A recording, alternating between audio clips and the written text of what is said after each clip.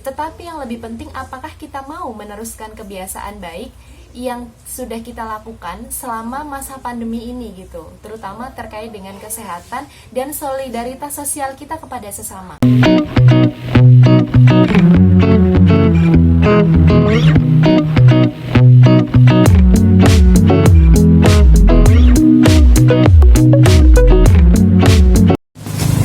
Assalamualaikum warahmatullahi wabarakatuh. Ketemu lagi di channel saya, Turasi Channel. Jangan lupa like dan subscribe ya. Hari ini saya mau membahas tentang new normal atau kondisi normal baru. Hari ini saya mau membahas tentang new normal atau kondisi normal baru yang sedang ramai diperbincangkan gitu. Jadi new normal sendiri sebenarnya sebuah istilah yang dipakai pada saat krisis ekonomi global tahun 2007-2008, kemudian pada saat resesi ekonomi 2008 sampai 2012. Jadi dipakai untuk kondisi yang pada saat itu diperlukan adaptasi untuk bisa seperti semula, untuk bisa manusia itu normal kembali, tapi dengan kondisi yang sebenarnya abnormal. Normal tapi abnormal, gimana dong? Nah, untuk pandemi COVID, new normal itu diterapkan istilahnya supaya masyarakat itu mau melaksanakan kegiatan secara normal kembali, beraktivitas secara normal dalam kegiatan ekonomi, kegiatan sosial, terutama kegiatan ekonomi, karena roda ekonomi harus terus berputar, tetapi dengan menerapkan protokol COVID-19. Jadi standar kesehatan COVID-19 misalnya menggunakan masker, kemudian mencuci tangan, tidak berkerumun, lalu melakukan physical distancing dengan teman, dengan kolega dan yang lainnya, itu harus tetap diterapkan dalam berbagai aktivitas. Kapan sampai kapan new normal itu akan dilaksanakan? Sampai ditemukannya vaksin untuk COVID-19.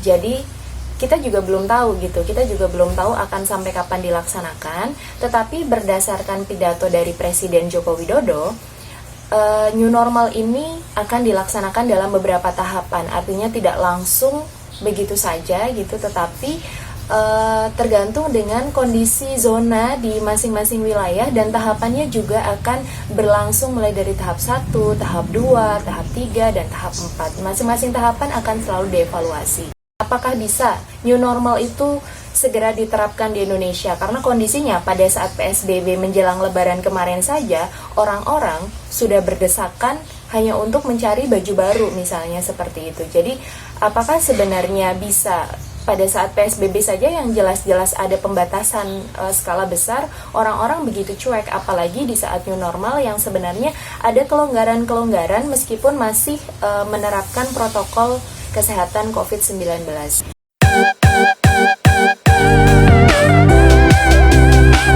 Syarat new normal yang dikeluarkan oleh WHO itu ada 6.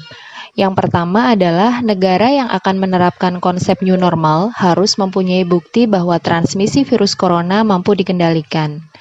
Kemudian, yang kedua, negara harus punya kapasitas sistem kesehatan masyarakat yang mumpuni, termasuk punya rumah sakit untuk mengidentifikasi, menguji, mengisolasi, melacak kontak, dan mengkarantina pasien COVID-19. Yang ketiga, risiko penularan wabah harus diminimalisir, terutama di wilayah dengan kerentanan tinggi, termasuk di panti jompo, fasilitas kesehatan, dan tempat keramaian. Yang keempat, langkah-langkah pencegahan di tempat kerja harus ditetapkan, seperti physical distancing, fasilitas mencuci tangan, etika batuk dan bersin, dan protokol pencegahan lainnya.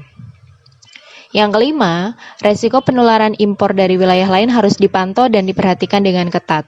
Dan terakhir, keenam, masyarakat harus dilibatkan untuk memberi masukan, berpendapat dalam proses masa transisi the new normal. Kalau di Indonesia, syarat new normal itu ada 3. Yang pertama, tingkat penularan corona reproductive number atau RO di suatu wilayah harus di bawah 1. Artinya, tidak ada lagi penularan virus corona antar manusia di suatu wilayah yang ingin menerapkan new normal. Kalau dipikir-pikir, ini harusnya zona hijau ya yang udah bisa new normal. Nah, angka RO ini dihitung selama 14 hari dari tidak ada lagi laporan COVID-19. Yang kedua, kesiapan sistem kesehatan.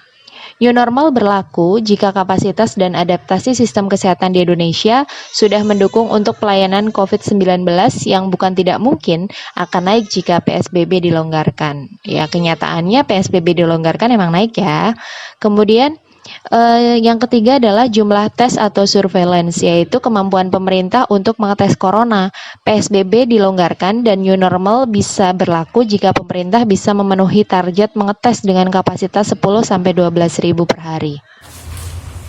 Banyak pertanyaan dan juga perdebatan terkait dengan new normal ini. Misalnya, pertanyaan apakah Indonesia mampu konsisten untuk menerapkan segala aturan yang terkait dengan COVID-19 dan juga terkait dengan new normal ini. Lalu, apakah masyarakat mau dan mampu untuk menerapkan protokol kesehatan COVID-19 di masa new normal ini? Karena disadari atau tidak, sebenarnya hal-hal yang selama ini menjadi kebiasaan pada saat masa pandemi COVID ini harus tetap diteruskan. Tetapi ketika mindset itu kemudian muncul bahwa new normal adalah normal yang biasa, masyarakat bisa saja ogah-ogahan misalnya di tempat kerja atau di kerumunan menggunakan masker, menghindari keramaian publik, tetap physical distancing, kemudian tetap menerapkan pola hidup bersih dan sehat gitu. Masyarakat pertanyaannya adalah mau tidak meneruskan kebiasaan baik itu. Sebaiknya mau untuk meneruskan kebiasaan baik itu. Jadi yang diperdebatkan sebenarnya bukan new normal ininya, bukan masa new normalnya gitu. New normal adalah kita tetap berkegiatan kok dengan mengikuti standar-standar yang sudah ada.